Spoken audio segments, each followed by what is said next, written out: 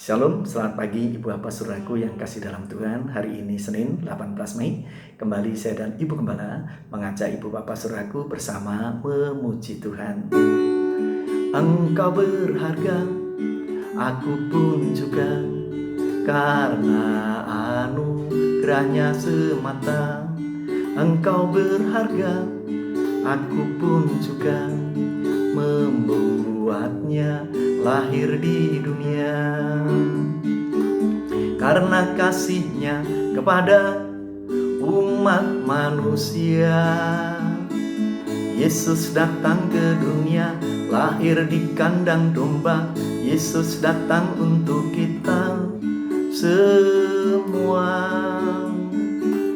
Buka hatimu sekarang, terimalah Dia. Jadikan Yesus Raja atas segala raja, pimpin hidupmu selamanya. Engkau berharga, aku pun juga, karena anugerahnya semata.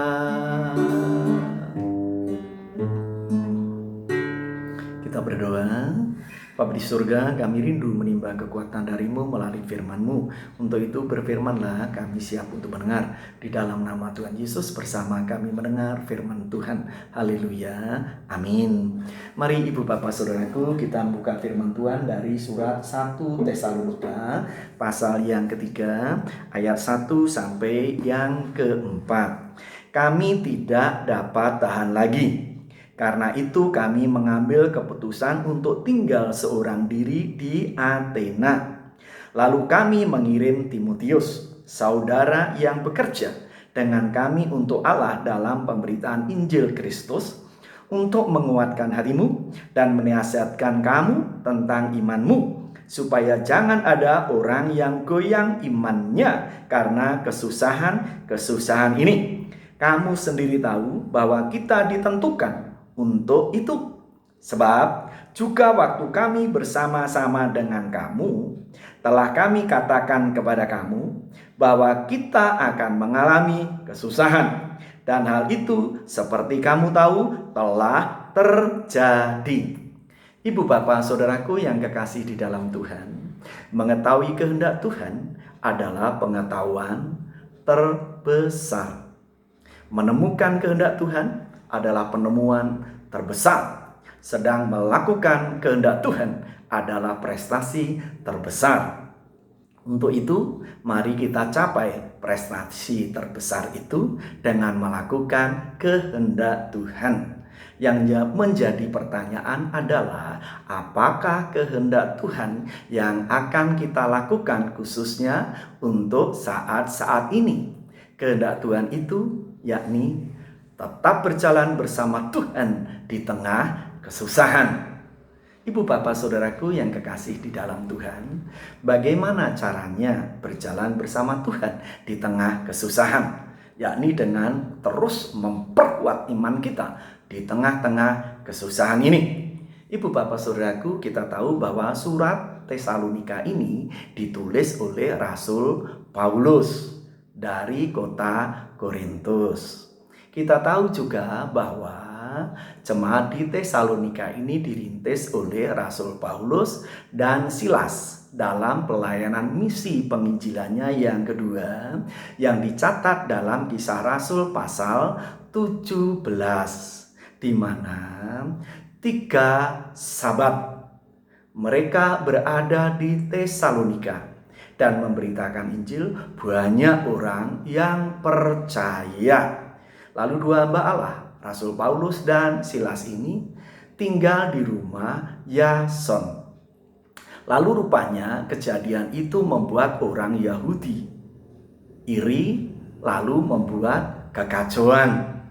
Tetapi di saat mereka membuat kekacauan itu, Rasul Paulus dan Silas sudah pergi untuk memberitakan Injil. Yang didapati adalah Yason. Lalu Yason ditarik keluar dari rumahnya dan diancam untuk jangan ada berita Injil atau kekristenan lagi di Tesalonika itu. Itulah sebabnya ketika Rasul Paulus mendengar kejadian itu, Berdebar-debarlah dan gelisahlah hati mereka. Jangan-jangan di saat mereka ditimpa aniaya kesusahan itu, lalu mereka undur dari imannya. Itulah sebabnya ayat yang kedua tadi, Paulus mengirim Timotius yang sudah datang dari Makedonia untuk bergabung dengan Paulus di Korintus itu, yang dicatat dalam Kisah Rasul pasal 18 ayat 5, dikirimkanlah ke Tesalonika untuk memastikan iman mereka tetap kuat.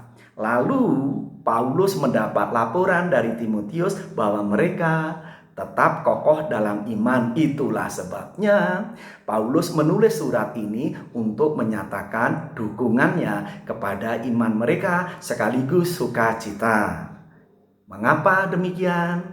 Karena Paulus meyakini bahwa kesusahan adalah ujian kesejatian iman anak-anak Tuhan. Justru iman anak-anak Tuhan diuji melalui kesusahan itu. Itulah sebabnya ibu bapak saudaraku yang kekasih di dalam Tuhan, Kisah Para Rasul pasal yang ke-14 ibu bapak ayat yang ke-22 dituliskan demikian. Di tempat itu mereka menguatkan hati murid-murid itu dan menasihati mereka supaya mereka bertekun di dalam iman, dan mengatakan bahwa untuk masuk ke dalam kerajaan Allah kita harus mengalami banyak sengsara. Ibu bapak saudaraku yang kekasih di dalam Tuhan, kesusahan melahirkan iman yang sejati. Oleh sebab itu Paulus bersukacita. Untuk itu juga Paulus sangat bersukacita, dan saya pribadi mengharapkan ibu bapak saudaraku tetap teguh dalam iman di saat COVID-19 yang belum tahu pasti kapan berakhirnya ini. Tetapi jalanilah bersama dengan Tuhan. Karena Tuhan yang mengizinkan COVID ini terjadi, Tuhan pula yang mempunyai rencana indah untuk ibu bapak saya dan saudara. Roma 8 ayat 28. Dan Tuhan yang mengizinkan terjadi, Tuhan pula yang akan merawat ibu bapak saya dan saudara. Lalu Tuhan pula yang akan menolong bangsa kita menghentikan COVID ini, dan sekaligus menemukan obat atau penangkalnya, sehingga kita kembali kepada kehidupan normal. Ibu bapak saudaraku, lalu apa maksud Tuhan mengizinkan kesusahan yang terjadi dalam hidup ibu bapak saya dan saudara? Yang pertama tentu sekali lagi menguji iman kita. Karena kesejatian iman kita justru muncul di tengah-tengah kesusahan. Lalu yang kedua, ibu bapak saudaraku, kesusahan adalah jaminan tentang bagian kita dalam kemuliaannya kelak.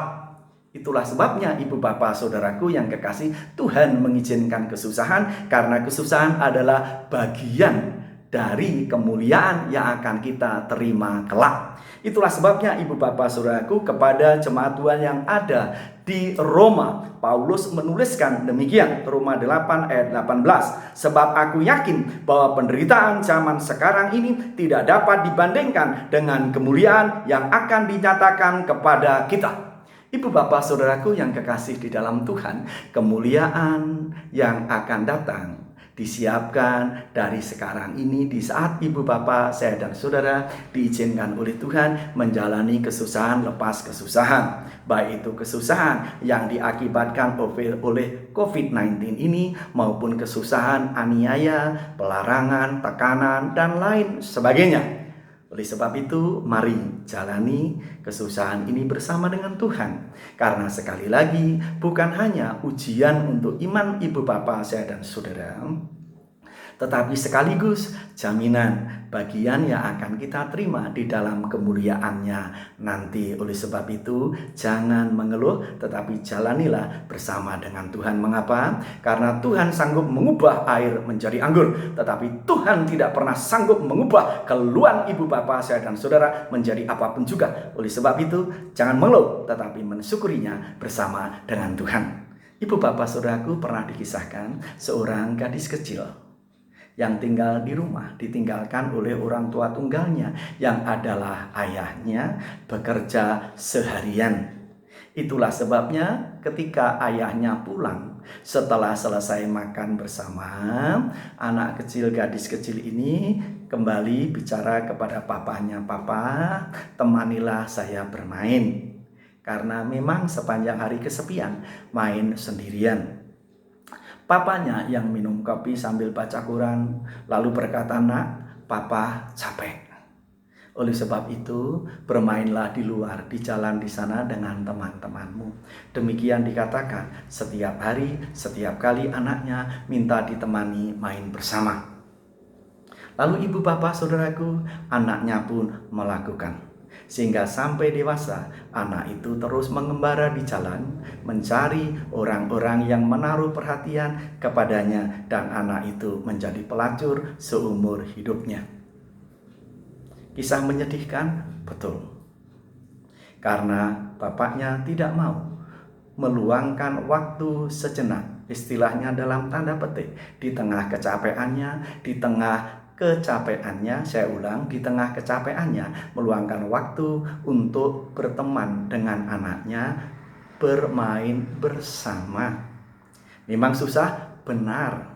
Tetapi apabila itu dilakukan, bapak itu tidak akan pernah kehilangan anaknya. Anaknya tidak menjadi pelacur. Anaknya bisa masuk rumah tangga, menikmati hidup rumah tangga, dan bapak ini bisa menimang cucunya, dan sekarang tinggal hanya tangisan melihat gadis kecilnya berubah menjadi pelacur jalanan. Dan ini jangan terjadi dalam hidup ibu bapak, saya dan saudara. Bukankah di tengah COVID ini masih banyak waktu untuk kita bersekutu bersama-sama dengan bagian keluarga kita. Oleh sebab itu, mari kita jalani kesusahan ini, masa-masa sulit ini bersama dengan Tuhan, dan terus menjalaninya dan menikmatinya bersama pribadi-pribadi yang ada bersama dengan kita. Selamat menjalaninya bersama dengan Tuhan. Tuhan Yesus memberkati. Mari kita berdoa. Bapa, kami bersyukur karena Bapa baik yang sudah berfirman kepada kami bahwa di dalam kesusahan justru iman kami teruji, dan di dalam kesusahan nyata bagian kami di dalam kemuliaan nanti. Oleh sebab itu, apabila saat-saat seperti ini diperhadapkan dengan kesusahan, baik itu kesusahan yang diakibatkan oleh COVID-19 ini, biarlah kami menjalaninya bersama dengan Tuhan. Tetapi apabila ada kesusahan-kesusahan yang lain, biarlah kami tetap menjalaninya bersama dengan Tuhan. Karena kami tahu bahwa Tuhan bukan hanya menyertai kami selama-lamanya, tetapi Tuhan tidak pernah tinggal diam di dalam membela kami. Terpujilah buat nama-Mu Bapa. Meteraikan firman-Mu dalam hati kami, sehingga dimanapun juga kami berada, kami selalu mengingat bahwa Tuhan ada di tengah-tengah kami dan berjalan menuntun langkah kaki kami.